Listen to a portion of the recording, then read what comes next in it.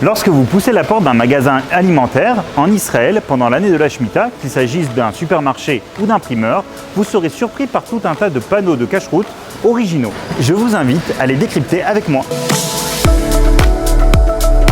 La première chose à faire, c'est de vérifier la présence d'un panneau de cache-route comme celui-là. Alors dans les grandes chaînes de supermarchés, c'est systématique, mais chez les petits primeurs, c'est à vérifier impérativement. Sans la présence d'un tel panneau de cache-route, on n'a pas le droit d'acheter des produits agricoles dans un magasin pendant l'année de la Shemitah. Ensuite, l'essentiel, c'est de déterminer si ces fruits ont une kedusha de Shemitah afin de savoir comment se comporter avec eux. Et là, ça dépend du panneau.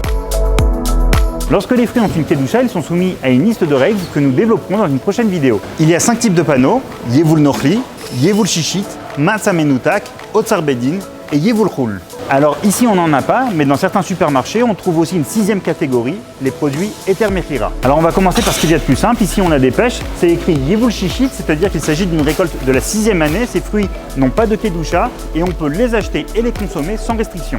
Alors ici on a des tomates, c'est écrit Yevul Chul, c'est-à-dire qu'il s'agit d'une récolte qui provient de l'étranger. Elles n'ont pas de kedusha, on peut les acheter et les consommer sans restriction. Alors ici on a des champignons et puis des pousses de soja et autres, c'est écrit Matzah Menutak, c'est-à-dire qu'il s'agit d'espèces cultivées en pot, détachées du sol, dans des serres, et donc ils n'ont pas de kedusha, on peut les consommer et les acheter sans restriction pendant la 7e année. Alors pour information, les champignons ne sont jamais concernés par la Shemitah parce qu'ils sont toujours cultivés ainsi. Par contre, pour d'autres espèces comme les radis, on peut trouver parfois des cultures Matzah Menutak et parfois des cultures classiques.